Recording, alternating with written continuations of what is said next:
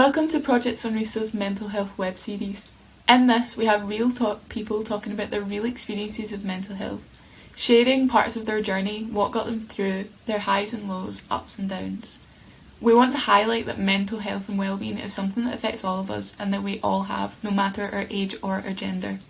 We hope that you can use these videos as somebody to help perhaps guide you through, someone to look up to, someone to see that it really does get okay and that you can get through tough times. I would like to add a disclaimer that this video talks about people's real life experiences of mental health. If there's certain topics surrounding mental health that you do feel uncomfortable listening or watching, please check the description to see if this video is suitable for you. Hello everyone, I'm Chris. I'm from France. I migrated to Scotland just before Brexit, and I'm an actor in training and both looking for work. I mean, like all actors, I guess. I've been living on and off the Navajo Indian Reservation for the past 11 years, spent probably 2 to 3 months there every year. I herd sheep for an old Navajo lady in a very remote part of the reservation, and I love it. It's one of my favorite things ever, herding sheep. They're very peaceful and very fascinating creatures, sheep and goats. And I'm also a writer. I write poetry. I co-wrote a book on how to identify and cook some wild edible species of plants from my home country of France. And I have deep-seated issues with my identity as a white male, and also I have a serious sugar addiction. Even if I might not look like it, it's a problem. So when I was 18, I quit college on the very first day, and I spent about 6 months playing World of Warcraft every day. Then my parents told me, you need to do something with your life. And I wanted to, so I thought about doing something that I had always wanted to do, and I reasoned, if I don't do it now, I'll never do it. So I had always wanted to live with Indians. It was this really childish dream, like kind of Last of the Mohicans type. And I researched online a way to meet Indian people from North America. And I found 2 associations, one in Canada and one in Arizona, USA. And eventually I saw pictures of the northern Arizona desert, and I was like, I have to go there. And I emailed the association. It's called Black Mesa Indigenous Support. And I got in touch with an old member of theirs who had been to the reservation 20 years before and offered to put me in touch with the family that had hosted him back when he was there. And 3 weeks later, I was on an airplane. I landed in Chicago. I had a terrible first experience with the US Border Customs, and then I took a train from Chicago to Arizona, and 2 days later I was on the reservation. I was 18. I had never lived without electricity, without running water or central heating, and there was none of that on Black Mesa, where I ended up. It's a very remote part of the reservation, and I had never really realized how much race had impacted my personal development. I was raised as a white male from an upper middle class family. And I mean, my name in French means my pleasure. So you don't go much further into whiteness with a name than that. And as a teen, I started reading a lot more about philosophy and politics, and I developed a huge, not really I developed it, I always had a huge problem with the fact that I come from socially privileged circles. And when I arrived in Arizona at 18, I wasn't aware or conscious of any of that, really. Not really conscious of all of that. And I found myself the only white man in a place full of people who were the descendants of people with a huge there were huge conflicts between the Navajos and the Americans and white people in general. And I wasn't really, I knew that there had been some conflict, but I didn't know the extent of it. And I didn't know how deep these conflicts were in the precise area where I had ended up. And I had never herded sheep before. So I found myself spending 6 to 10 hours a day alone in the desert with a herd of sheep and goats. I think I could say I cried all the tears of my body from trying to understand these animals and make them understand me. Never worked. Looking back, I can say it never worked because I was trying to control them in a very European way. And they didn't like that. There were semi-wild animals. And every night when I would come back to the family, they were always very welcoming, but they mostly spoke in Navajo. And I found it really interesting, but that made me de facto excluded from a lot of discussions. And so I was physically exhausted, I was emotionally drained because of how lonely I felt every day in the desert. I didn't speak that much to anyone. There, I was in an area where barely anyone lives anymore. And I was just completely out of my own comfort zone. And for weeks, I cried every evening when I came back to camp. I cried because I was lonely, because I was tired, or because I felt hurt, or whatever. And for some reason, and I don't quite know why, I kept going. Every evening or every other day, something would happen that made me want to stick around. Usually it had to do with the old lady.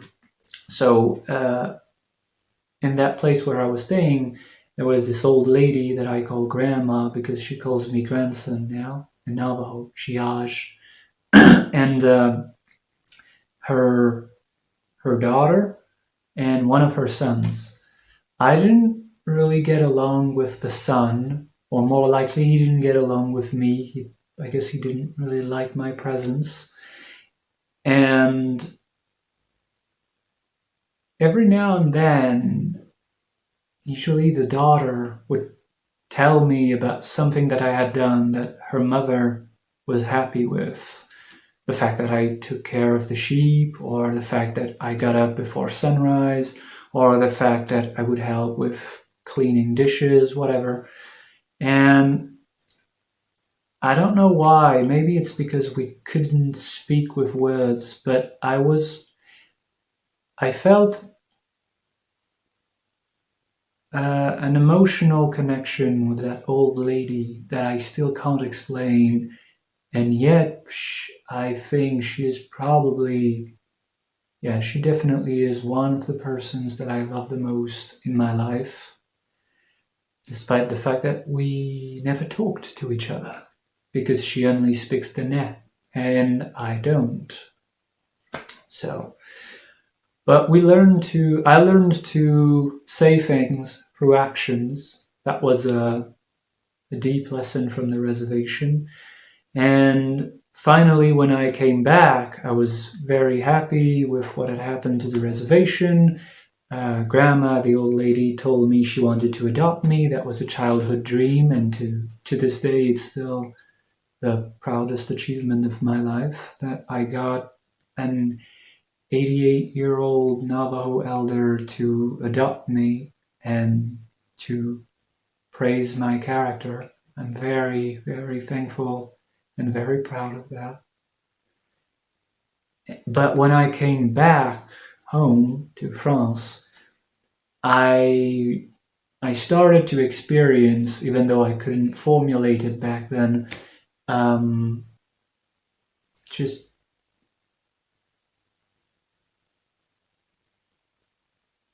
I felt out of tune with the rest of the world, with my friends, sometimes with my family, with myself. I didn't know who I was anymore.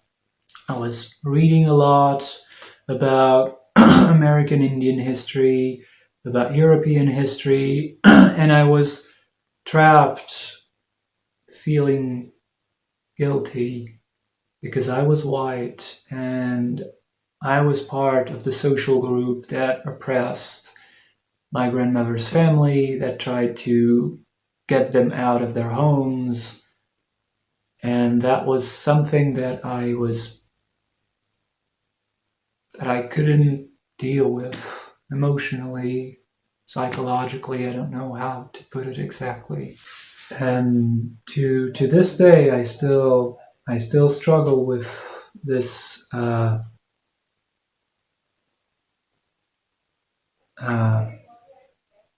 Feels like a double standard in my identity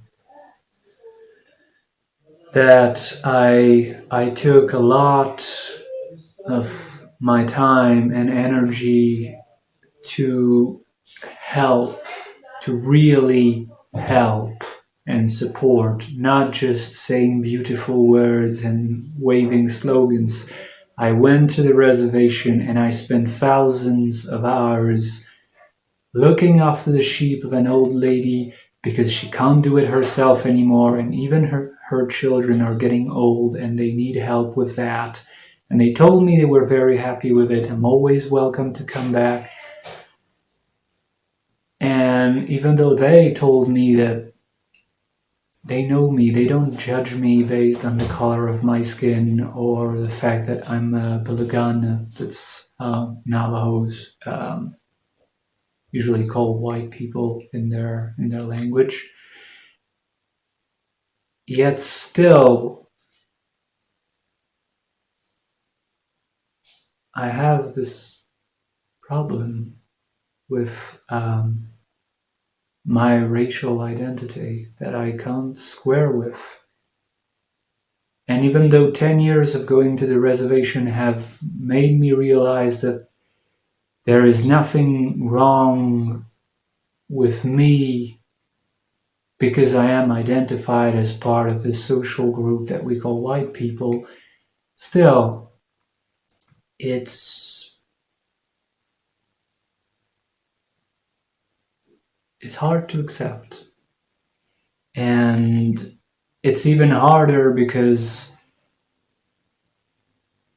a lot of my friends and the people around me are white, and they've never had the experience of being the only white person in a room. Being the only white person in a room full of people who have had terrible experiences with white people. And so it is very hard to discuss this kind of experience with my friends or even my family because though sometimes I know that they can connect intellectually to what I mean, the connection for them is not visceral. This shame that I feel about my racial identity, it's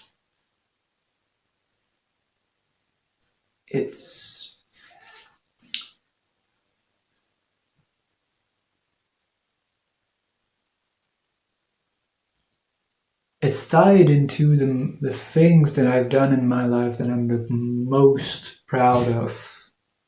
And I remember when I came back from the reservation, I was 18 and I thought to myself, if I died tomorrow, it was all worth it because at least I got to go to the reservation and I did this one thing that no one can take away from me. And Black Mesa and the reservation is still a source of strength for me. But it's also, I've suffered a lot there, which I think is normal. Life is painful in general, I guess, for all of us. Life in the desert when you don't have running water and you don't have electricity is even harder. And it's also, even though again it's an experience that it's like the cornerstone of my personality now, but it's isolated me so much from the people around me. Sometimes, yeah, I have trouble communicating about it because it's so important to me and it is so difficult to relate to that kind of experience if you haven't lived it. So it's made my communication skills, which were not great to begin with, in a way it's made them worse. Another thing is that in the desert, I learned that if I need something to happen, I have to do it myself. If I want the sheep to go left, I have to walk to the right. Nothing is going to happen just because I cry and complain about it. And that's taken a toll on my capacity to work in a group because I'm not used to asking for help. I'm not used to asking for other people's opinions. I'm used to doing what I see needs to be done. And I understand now that I'm older that I've caused a lot of pain to a lot of friends and family because of that attitude.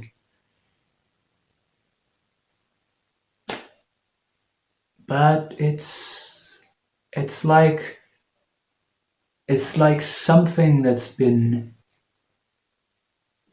like a piece of iron that's heated until it's red and it's pressed onto your skin, to make an impression. Some of these personality traits that I developed on the reservation that are not helpful to live in the modern world are not necessarily. I I can't change them. They're a part of me, but they're a part of me that is always either ill at ease or hard to grasp for my friends, my family, and now because of the lockdown and COVID, I couldn't go back to the reservation last summer, and Grandma's 99. I'm I'm I'm I'm worried about her. I want to see her again, but I can't, and that scares me. She's very old, and it's also this strange feeling that my life is split in two: Arizona, Europe, and these two parts are not communicating, and makes it hard to understand if I'm just being stupid and doing everything and anything at the same time, or if there is some kind of meaning to what I'm doing.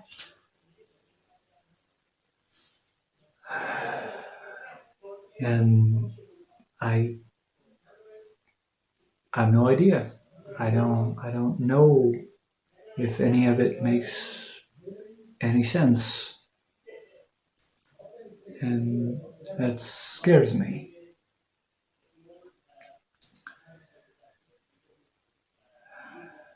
As for the the sugar addiction,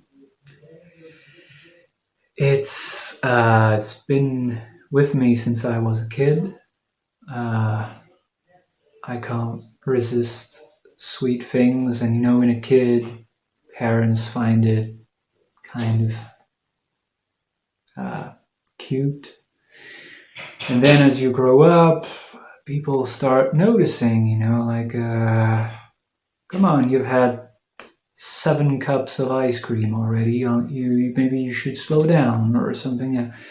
And because of personal issues in my childhood, I I can't handle any comment on the way I eat and my relationship to food. I get upset right away.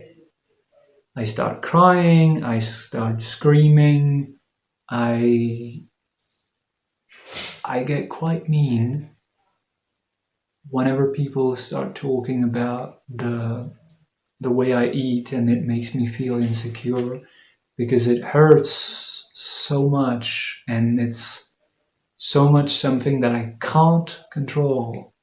I a, a lot of people that I know will just tell you, well, if why don't you just eat less sugar? Yeah, yeah, big deal. I can go to a bakery, and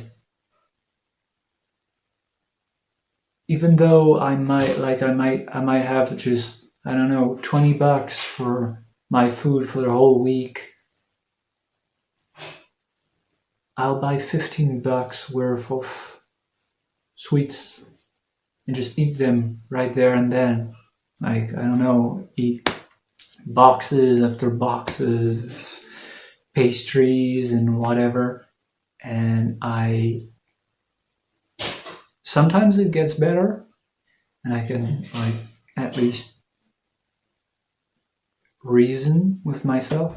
Sometimes it's just completely impossible. I see something in a store, and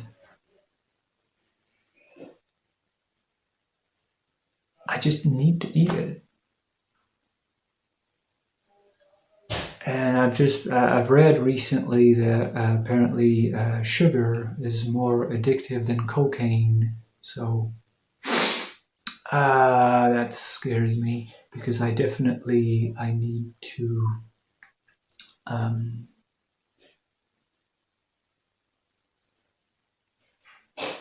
I need help.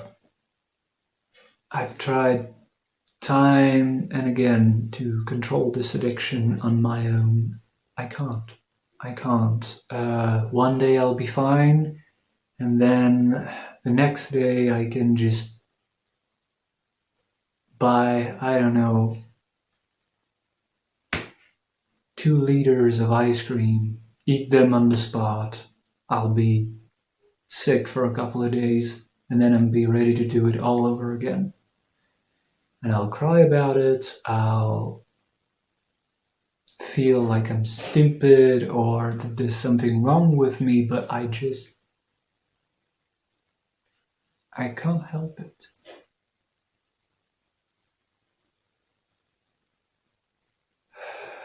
And it's hard to go to the therapist because I was raised in a very anti-therapy family. In my family,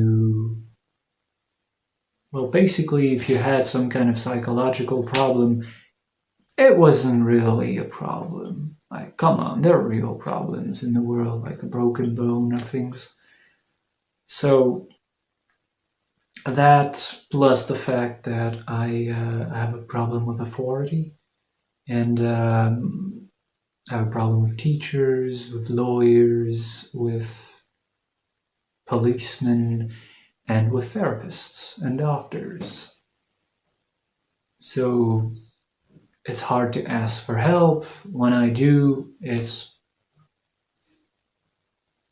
hard to accept somebody else's opinion.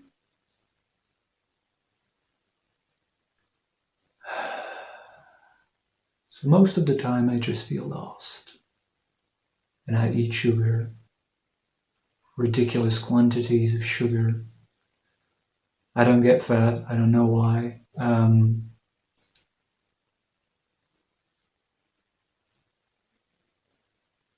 I really wish I could find a solution to that and that I could one day walk into a store and not feel this almost like a pulse in my arms to grab anything sweet that I can find and just eat it on the spot. But I haven't found a solution yet. But at least now that I'm older, I realize I need help. And friends of mine, including Navajo friends and family, have been very supportive in helping me to overcome my, I don't know if it's unwillingness or incapacity to ask for help. And it's an ongoing process. I'm doing it a little better now, but I still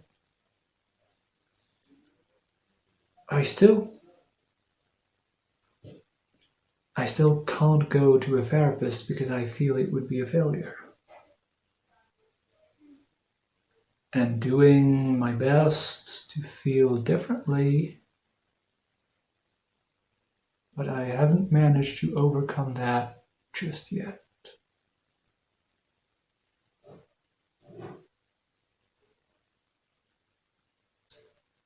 Lockdown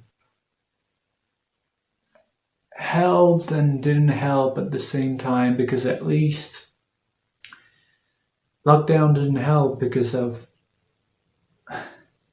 I was suffering from feeling isolated every day, and so lockdown didn't help in that regard, of course. But also, it's made some things so clear because I was really alone then. I was in Paris during lockdown, living alone in a very small apartment.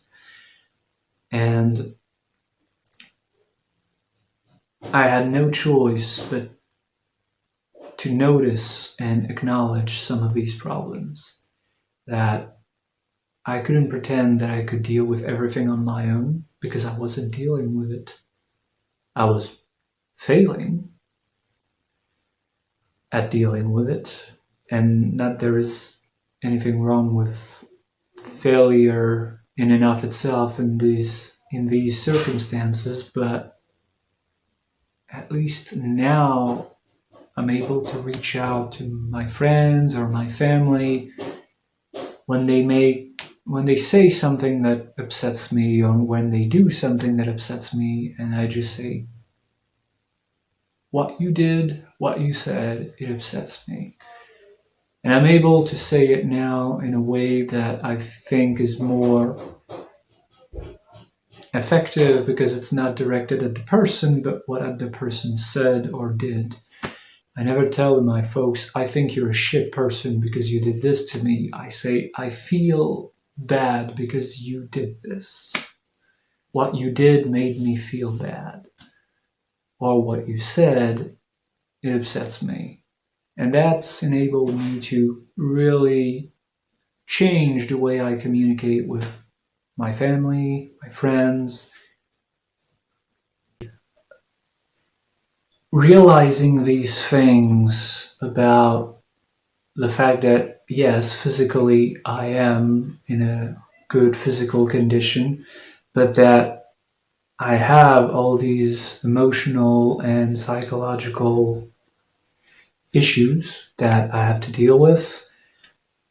Lockdown really helped me to realize that, make that difference, and realizing that helped me to start communicating about what I need to change in my life in a better way. And in a way, it made this realization, though it's, I'm still working on it, obviously. I think, like all of us, we all suffer mentally, emotionally, psychologically, call it what you want. But talking about it